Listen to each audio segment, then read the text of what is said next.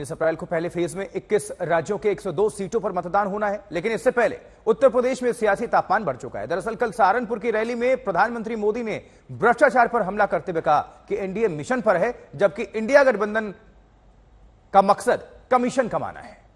मैं कहता हूं भ्रष्टाचार हटाओ, तो वो कहते हैं भ्रष्टाचारी बचाओ। नाम से पहले वो काम को चुनता, तभी तो की हर कोई सुनता।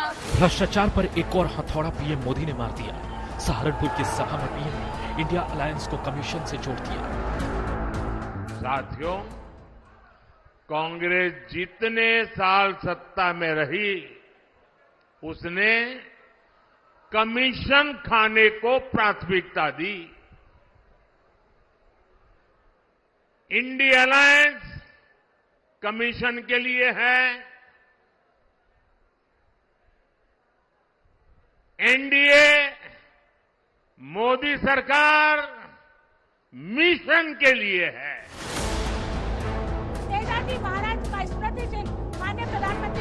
2024 के लोकसभा चुनाव में पीएम मोदी लगातार रैलियों में भ्रष्टाचार को मुद्दा बनाए हुए हैं। जहां भी जाते हैं वहां भ्रष्टाचार के खिलाफ आवाज बुलंद करते हैं, चाहे जमुई की रैली हो या फिर कोटपुतली की। ये सब मिलकर इन लोगों को बचाना चाहते हैं, जिन्होंने नौकरी के नाम पर ये मेरे परिवारजनों को धोखा दिया है। हम हैं जो कह रहे हैं भ्रष्टाचार हटाओ, और वो कहते हैं भ्रष्टाचारी बचाओ। भ्रष्टाचार पर पीएम के बयान का जवाब आज प्रियंका गांधी ने जयपुर की रैली में दिया। आज पूरे विपक्ष पर हमला है। दो मुख्यमंत्री जेल में हैं। कहते हैं भ्रष्टाचार पर वार है, लेकिन सब भ्रष्टाचारी अपनी पार्टी में इकट्ठा कर रहे हैं। सारी पार्टियों के जितने भ्रष्टाचारी हैं उनको सब न्योता देके, वो निमंत्रण देके ले रहे हैं, और अचानक उनकी पार्टी में जाते ही स्वच्छ हो जाते हैं, कोई उनके बारे में सवाल नहीं उठाता। इंडिया अलायंस में साथी आरजेडी भी पीएम मोदी से सवाल पूछ रही है। लोगों ने पूछा नौकरी मतलब, लोग बोल रहे थे तेजस्वी, नौकरी पे बोले एक शब्द, क्या बात कर रहे हैं, भ्रष्टाचार।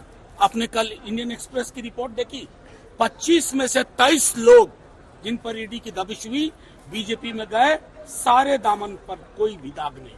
प्रधानमंत्री जी के पास आईना रखना चाहिए उनको। कितना झूठ बोलेंगे आप, देश के प्रधानमंत्री।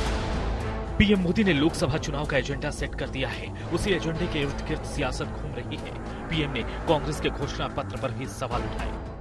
कांग्रेस के घोषणा पत्र में वही सोच झलकती है जो सोच आजादी के आंदोलन के समय मुस्लिम लीग में थी।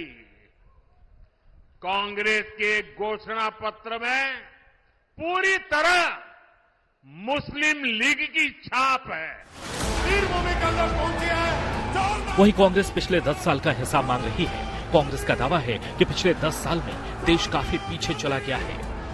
हमारा देश पिछले 10 साल से एक ऐसी सरकार के हवाले है जिसने बेरोजगारी, महंगाई, आर्थिक संकट, असमानता और अत्याचार को बढ़ावा देने में कोई कसर नहीं छोड़ी है। इसमें कोई शक नहीं, भ्रष्टाचार देश की आर्थिक तरक्की में सबसे बड़ा कोड़ा है।